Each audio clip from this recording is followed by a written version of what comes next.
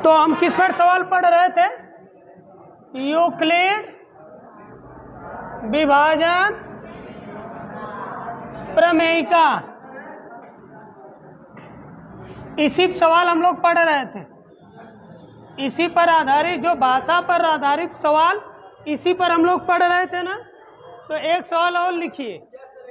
हाँ, इसी पर जो कल आप लोग पढ़े थे, इसी में लिखिए क्वेश्चन नंबर फर्स्ट आज का। दिखाइए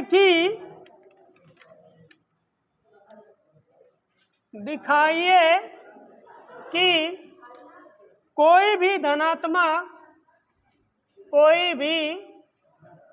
धनात्मक विषम पूर्णांक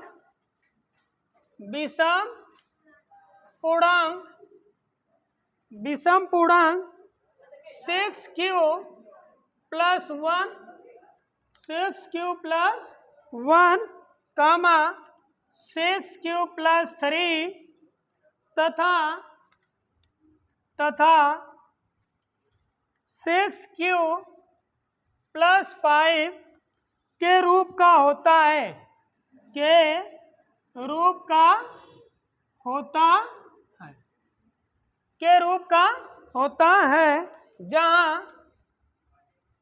जहां q कोई पूर्णांक है,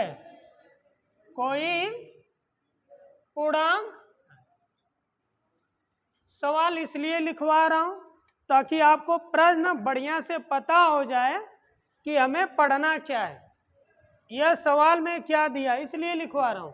ठीक ना। अभी आप लोगों से यह नहीं कहा कि यह बुक ले लीजिए, ठीक ना। तो चलिए, जब समय आएगी तब चर्चा होगी उस बुक की। पहले यह सवाल पढ़िए। दर्शाइए कि कोई भी धनात्मक विषम पूर्णांक 6q प्लस 1, 6q प्लस 3 तथा 6q प्लस 5 के रूप का होता है, जहां q कोई पूर्णांक है। ठीक ना।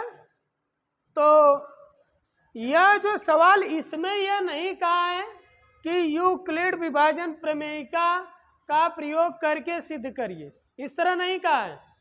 तभी हम लोग इस सवाल को उसी प्रमेय के अनुसार ही सॉल्व करेंगे, ठीक ना। हाँ, जिस तरह कल हम लोग लगाए थे उसी तरह आज भी लगाएंगे। सब लोग लिख चुके हैं? लिख लीजिए जल्दी। कौन पेपर? हाँ, अभी आप लोग पढ़ लीजिए, फिर मिलेगा क्वेश्चन, सबको मिलेगा। सुनिए, बाद में लिखिएगा, अब मैं इधर पढ़ाने जा रहा हूं, ध्यान सुनिए।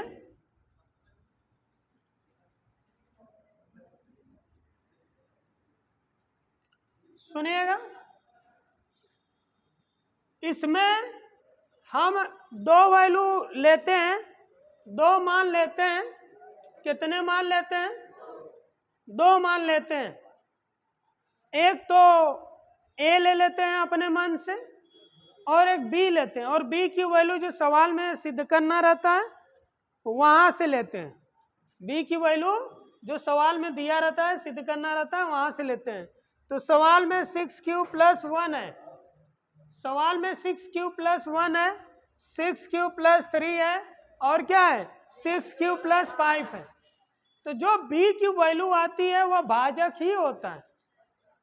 तो भाजक मतलब q से जो पहले है, पूर्णांक से जो पहले है, या इस तरह कहें कि जो पूर्णांक का गुणांक है, गुणांक मतलब उससे जो गुणा हुआ है।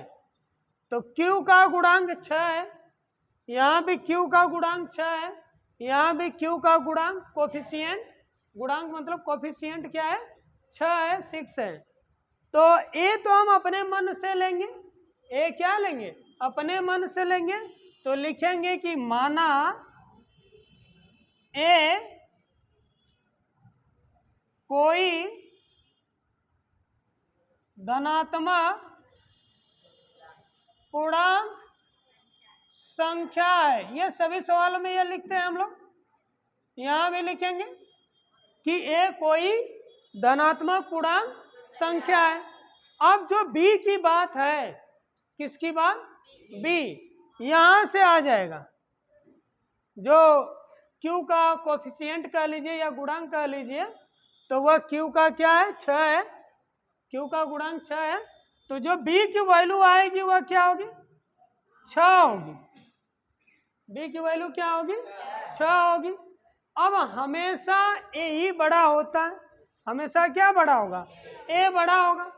तो हमेशा जब यह a बड़ा होगा तो a ग्रेटर देन 6, a जो है बड़ा है 6 से। a जो है अननोन वैल्यू है, फिर भी हम मान लेते हैं कि यह 6 से क्या है? बड़ा है। अब यह a जो है, इधर देखिए कहाँ क्या बात हो रही है, इधर ध्यान से पढ़िए। a जो है 6 से क्या है? बड़ा है। यह बड़ा है ना, तो यह मान लेते हैं, हमेशा यह मान लेते हैं कि यह क्या रहेगा? बड़ा ही रहेगा। और 6 a भी अननोन वैल्यू है, उस तरह से आप नॉर्मली पूछेंगे तो बताना असंभव रहेगा। नॉर्मली आप पूछेंगे भाई a बड़ा है कि 6 बड़ा है, तो अब a पता नहीं है, अननोन वैल्यू, आप कैसे जवाब दे पाएंगे? नहीं दे पाएंगे। इसलिए यहाँ माना गया है कि a क्या है? बड़ा होगा और 6 छोटा होगा। ठीक ना? a की वैल्यू कुछ भी हो सकती है, फिर भी कुछ भी हो सकती है, तो इतना हम मानकर चलेंगे कि 6 से क्या होगा? बड़ा होगा। अब 6 से यह बड़ा है तो कहीं रफ कार्य में भाग ही देंगे, रफ कार्य कर रहा हूं, तो बड़े में बड़ा a है, छोटे से भाग देंगे। छोटा क्या है?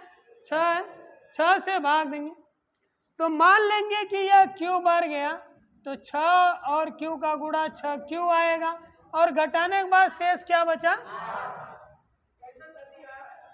यह हमेशा यह q भी पूर्णांक मान लेते हैं, जितना बार जाता है r भी मान लेते हैं।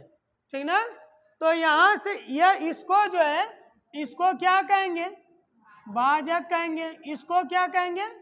भाजक कहेंगे। और यह क्या है? भागफल है। यह क्या है? भाग। और यह आपका जो है शेषफल है। ठीक ना? तो वह जो यूक्लिड विभाजन प्रमेयिका से क्या लिखेंगे? यूक्लिड विभाजन,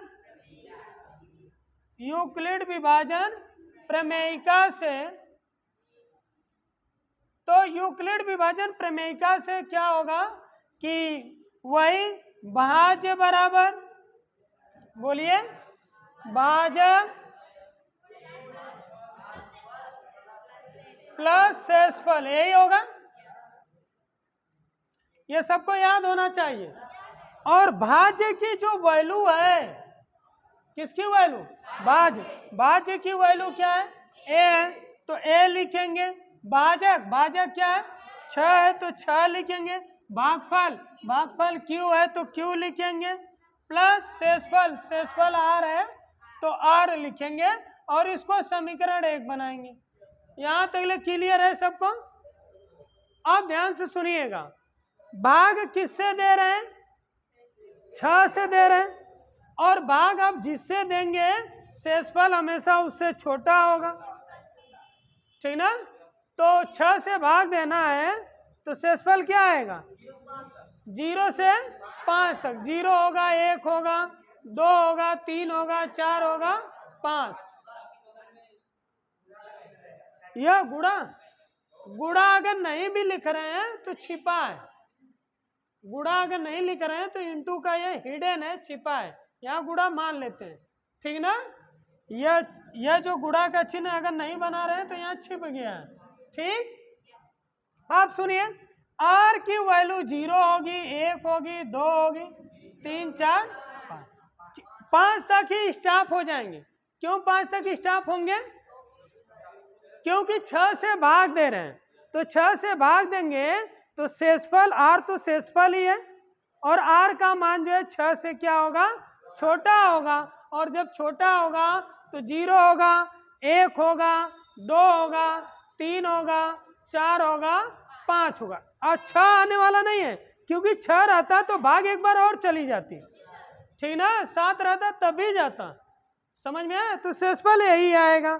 अब जब शेषफल यह आया है, तो यहाँ ध्यान से सुनिएगा, धनात्मक विषम पूर्णांक की बात हो रही है। किसकी बात हो रही है? विषम पूर्णांक। तो विषम पूर्णांक हम देखेंगे ना कि इसमें विषम पूर्णांक क्या क्या है। तो विषम पूर्णांक R में विषम 1 है, 3 है, 5 है। विषम पूर्णांक यहाँ वर्ग नहीं करना है, यहाँ वर्ग नहीं, विषम संख्या देखना है। विषम संख्या क्या होती है? 1, 3, 5, 7, 9 इस तरह से चली जाती है। तो हमें इसी में चेक करना है विषम, हर जगह नहीं देखना है, इसी में विषम देखना है। तो अब लिखेंगे विषम पूर्णांक संख्या। विषम पूर्णांक संख्या क्या क्या है?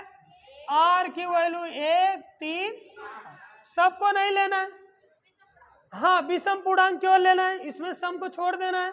ठीक, अब यहां लिखेंगे समीकरण 1 में, किसमें? 1 में। एक समीकरण यही है, समीकरण 1 यही आपका है। तो समीकरण 1 में R बराबर 1 रखेंगे, फिर R बराबर 3 रखेंगे, फिर R बराबर 5 रखेंगे, यही सब रखेंगे ना। तो समीकरण 1 में R बराबर 1 क्या करने पर?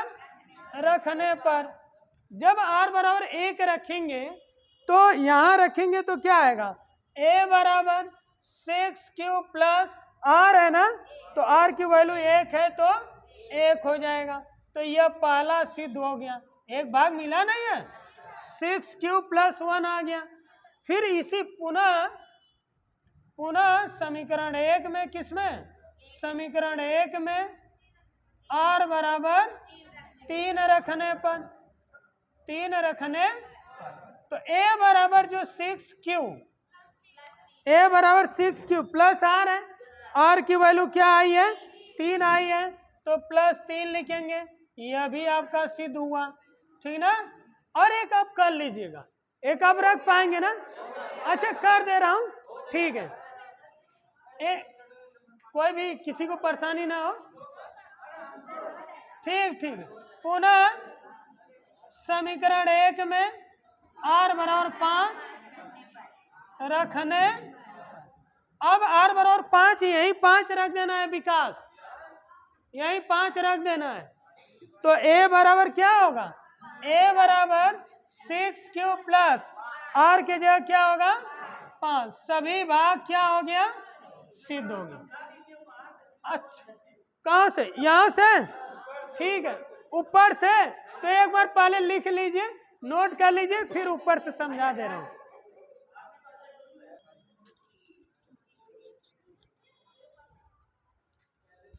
एकदम सवाल इसी तरह से दर्शाइए, दिखाइए कि कोई भी धनात्मक विषम पूर्णांक, यहां अब चेंजिंग कर दे रहा हूं,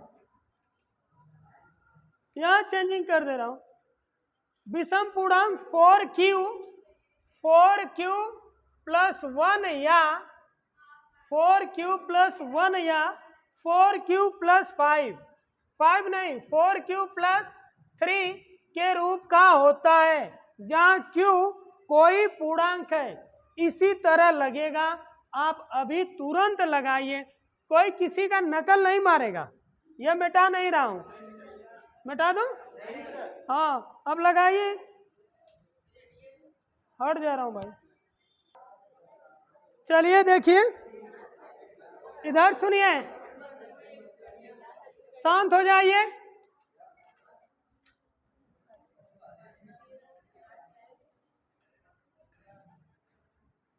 सुनिएगा, एकदम सेम सवाल है। तो लिखेंगे, माना A कोई धनात्मक पूर्णांक संख्या है, यह हम मान लेंगे। ठीक, B की वैल्यू क्या आएगी? B की वैल्यू यहां से 4 हो जाएगी। A बड़ा होगा, 4 क्या होगा? छोटा होगा। अब लिखेंगे यूक्लिड विभाजन प्रमेयिका से, ठीक ना। तो A बराबर, डायरेक्ट लिख दे रहा हूं, ए बराबर ये 4q प्लस r होगा, इसको समीकरण 1 बनाएंगे। 4 से भाग देना है, किससे भाग देना है? 4 से, तो शेषफल 4 से छोटा होगा, तो r की वैल्यू जो आएगी 0, 1, 2, 3। सवाल में विषम पूर्णांक का है, धनात्मक विषम पूर्णांक का है ना, तो विषम पूरा लिख दे रहा हूं, धनात्मक विषम पूर्णांक संख्या जो होगा वो r की वैल्यू क्या होगी? 1 और 3 होगी। अब क्रम से r का मान समीकरण 1 में रखेंगे, तो समीकरण 1 में r बराबर 1, हाँ रखने पर तो यही a बराबर क्या हो जाएगा? हाँ 4q प्लस 1, एक यह सिद्ध हो गया। ठीक, फिर r बराबर क्या रखेंगे? r बराबर 3 रखेंगे, तो समीकरण 1 में r बराबर 3 रखने, तो यह क्या आएगा? a बराबर 4q प्लस, बस यही सिद्ध करना था, सिद्ध हो गया। ठीक, सुनिए, यह जो है सम विषम की तरह से आएगा तो लग जाएगा। एक सवाल जानते हैं क्या दे रहा हूं? यह वर्ग वाला लग चुका है, घन वाला एक सवाल दे रहा हूं। लिखिए, सवाल लिखिए, सभी लोग लिखेंगे साथ में।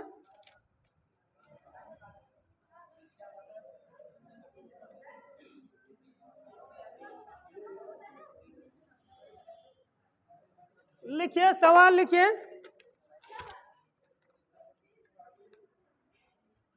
यूक्लिड विभाजन प्रमेयिका का प्रयोग करके, प्रमेयिका का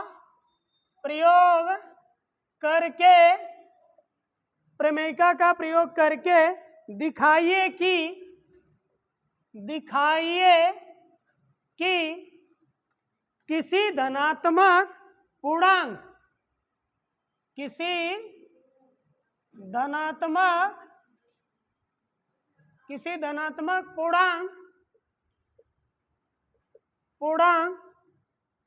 का घन 9m,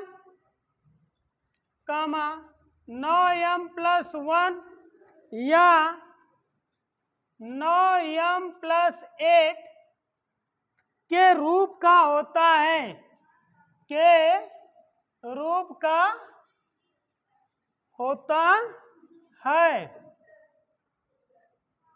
यह सवाल है। ठीक ना? ठीक, इसे मैं लगा रहा हूं, फिर एक सवाल दूंगा, इसे मैं लगाऊंगा। ठीक ना? घन का है ना, सम विषम सम वाला हो गया, वर्ग वाला हो गया, घन वाला भी एक सवाल देख ही रहे हैं हम लोग।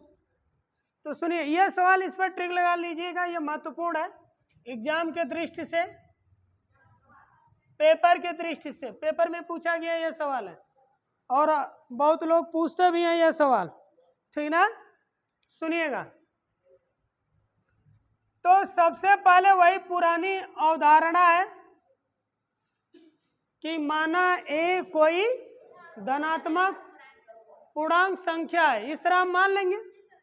माना ए कोई धनात्मक पूर्णांक संख्या, इस तरह से मान लेंगे। इसमें मानने में किसी को दिक्कत नहीं ना है? ठीक है, बोलिए, कुछ कह रहे हैं? सुनिएगा, जब हम ये मान लें कि माना है कोई धनात्मक पूर्णांक संख्या है, अब रही बात बी की, किसी से पूछ लूं कि बी की वैल्यू क्या है? अमन, खड़े हो जाइए। हाँ, बी की वैल्यू क्या आएगी? बहुत बढ़िया, क्या आएगी? बी की वैल्यू 9 आएगी। विकास, आप खड़े हो जाइए। ए और 9 में कौन बड़ा होगा? ए बड़ा हो जाएगा, ठीक है। ए बड़ा होगा, 9 छोटा। यह मैं बता चुका हूं कि ए हमेशा बड़ा ही रहता है। ए हमेशा क्या रहेगा? इसके पीछे रीजन क्या है? ए आपका जो है वह भाज्य संख्या है। ए आपका क्या है? भाज्य है। तो वह अब इसमें जो सिद्ध करना है तो उसके अनुसार अगर हम ए कहेंगे भाज्य है, और भाज्य भाजक से बड़ा, हाँ भागफल ना कहिए, भाजक कहिए। भाज्य भाजक से भाज्य वाला बड़ा होता है, भाजक छोटा होता है, ठीक ना। इस तरह से कंडीशन, इसके वजह से यह ए जो है बड़ा होता है, ठीक ना। यह भाज्य है और यहां लेते भी हैं। अब हम क्या लिखेंगे? यूक्लिड विभाजन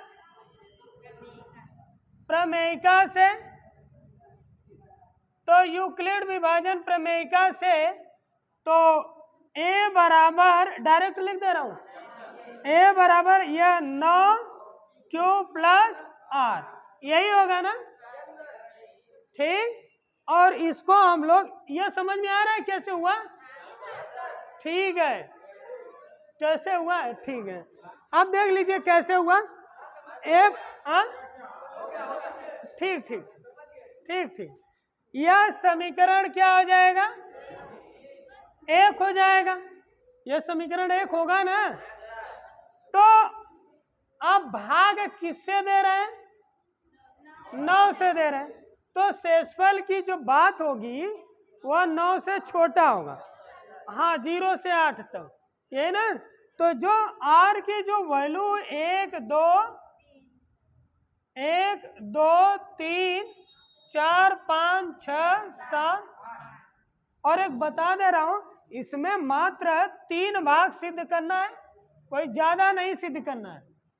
तो 3 भाग, इसमें सम विषम भी नहीं देखना है, क्रम से वैल्यू लेकर चलेंगे, क्रम से लेकर चलेंगे। 0 1 2 पर ही तीनों वैल्यू आ जाएगा, और ये 3 4 5 6 7 8 की जिक्र नहीं करेंगे क्योंकि सिद्ध हो जाएगा, ठीक है। अब देखिए कैसे क्रम से चलेंगे भाई, सम विषम नहीं ना कहा है, तो इसलिए क्रम से लेकर चलेंगे। वर्ग का है, घन का है, तो क्रम से लेकर चलेंगे, ठीक ना अमन। चलिए जी, कहेंगे कि r बराबर 0, समीकरण 1 में r बराबर 0 रखने, अब रखेंगे ना, सुनिए, समीकरण 1 तो यही है ना, क्यों चल नहीं रहा है तुम्हारा? समीकरण 1 यही है, जहां r है वहां क्या रखेंगे? 0 रखेंगे, यही r है। r की जगह क्या रखेंगे? 0 रखेंगे। तो a बराबर क्या होगा?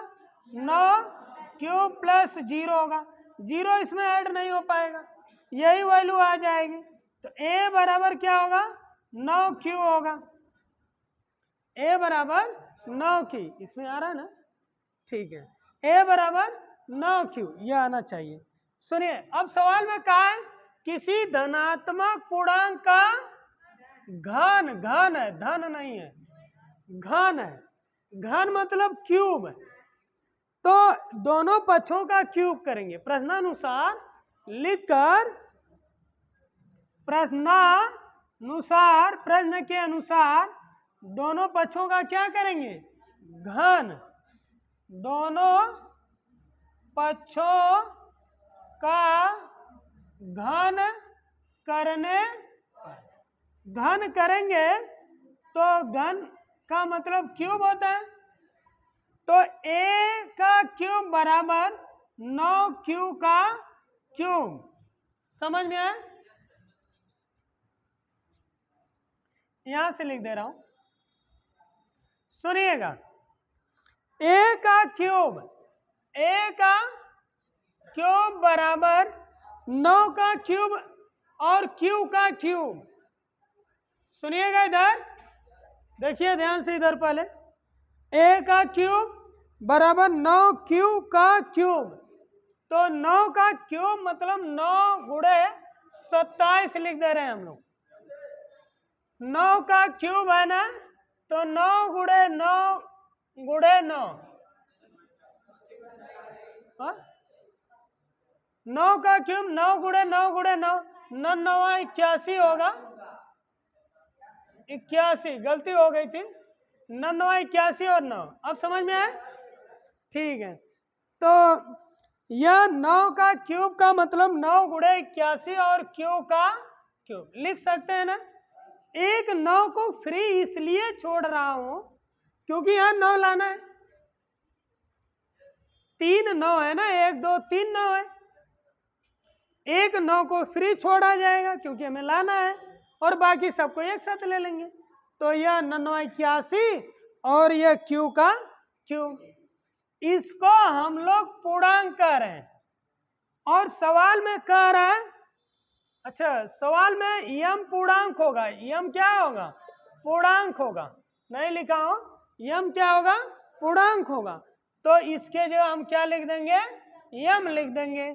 तो ए का क्यूब बराबर 9 यम, इस तरह ब्रैकेट लगाकर यम बराबर 81 क्यू के घाते इस तरह लिख देंगे, ताकि पता चल जाएगा कि यम कहाँ से आया।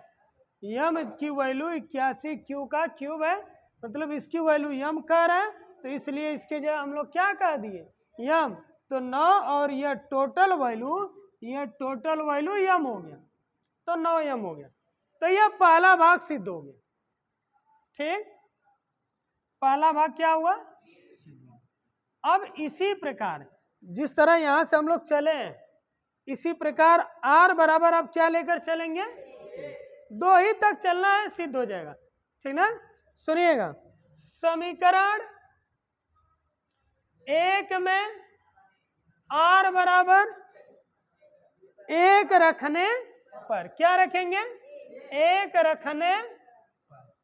जब 1 रखने पर की बात हो रही है तो यही आर है। इस आर की जगह क्या लिखेंगे? 1 लिखेंगे।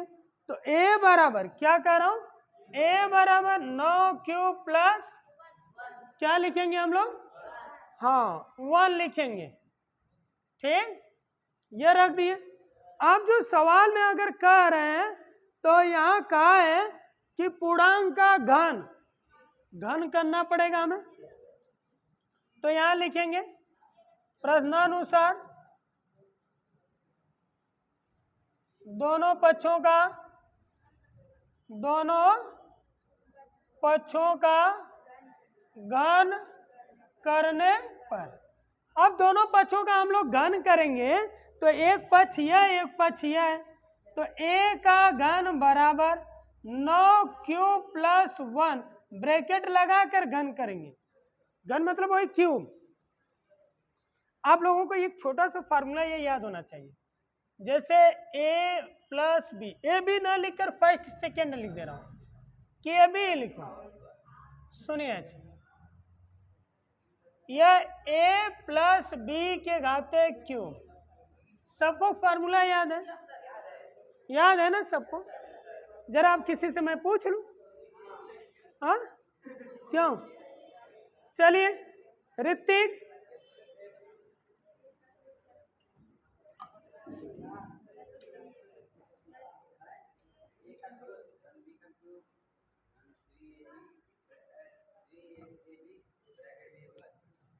सही है। क्या बोले हैं? ए का क्यूब प्लस 3ab,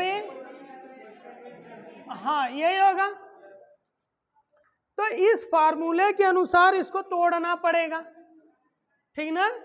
तो हम लोग तोड़ेंगे। तो a का क्यूब बराबर, ये देखिए इसका क्यूब होगा, तो 9 क्यू का क्यूब, ये पहले का क्यूब हो गया ना, प्लस b दूसरा है तो दूसरे का क्यूब, प्लस b दूसरा 1 है तो 1 का क्यूब होगा, यही होगा। प्लस 3 फार्मूले में आता है और इन दोनों को गुणा कर देना है। प्लस 3 फार्मूले में इन दोनों को गुणा, 9 क्यू इंटू 1 होगा। अब ब्रैकेट में ए धन बी ही आएगा। क्या आएगा? ए धन बी, मतलब यह धन यह 9 क्यूब प्लस 1। सुनिएगा, इस 1 का क्यूब 1 आएगा, 1 को बाद में लिख देंगे, इसको और इसको एक जगह लिखेंगे, ठीक ना। यहां लिख रहा हूं, सुनिएगा, ए का क्यूब बराबर, यहां से 9 कॉमन ले रहा हूं और यहां से भी 9 कॉमन ले रहा हूं। एक को मैं बाद में लिखूंगा, इस तरह लिख दे रहा हूं, 9 गुणे 81 क्यू का क्यूब, एक बार आया था इस तरह से, और यह हम लिखेंगे 3 गुणे 9 क्यू, 1 का गुणा होगा तो यही आ गया, और यह 9 क्यूब प्लस 1 लिख देंगे, 1 का क्यूब 1 होगा, जो अंतिम में मैं लिख दिया, ठीक ना। क्या लिख दिया हूं? अंतिम में। अब कह रहा हूं कि यहां से 9 और यहां से 9 कॉमन ले लीजिए। क्या कॉमन लेंगे? 9 कॉमन लेंगे, तो 9 कॉमन ले लिए तो क्या बचेगा? यहां से 81 क्यू के घाते 3, 81 क्यू के घाते 3 प्लस यह 9 बाहर आ गया, 3 क्यू ब्रैकेट में 9 क्यू प्लस 1, इस तरह से, और यह प्लस 1 जो बचा है, यह प्लस 1 दिखाई दे रहा है ना, प्लस 1 इसमें। सुनिए, इस पूरे को क्या मान लेंगे? m तो 9m प्लस 1 आ जाएगा, बस सिद्ध हो गया दूसरा मान, ठीक। अब हम r बराबर जो है क्या लेकर चलेंगे? 3 लेकर चलेंगे, नहीं 2 लेकर चलेंगे, 2, या आप इसी प्रकार से लेकर चलिएगा, ठीक ना। 2 रखकर क्यूब करेंगे तो 2 का क्यूब 8 आएगा, 2 का क्यूब इस तरह 1 का क्यूब की जगह 2 का क्यूब होगा ना, और 2 का क्यूब 8 आएगा, 8 को एकदम अंतिम में लिख देना है, और यही ये मिल जाएगा, और बीच में जो आएगा उसको m मान लेंगे, तो 9m प्लस 8 आ जाएगा। तो r बराबर 2 कर लीजिएगा, होमवर्क रहेगा, ठीक ना। लिख लीजिए इसे।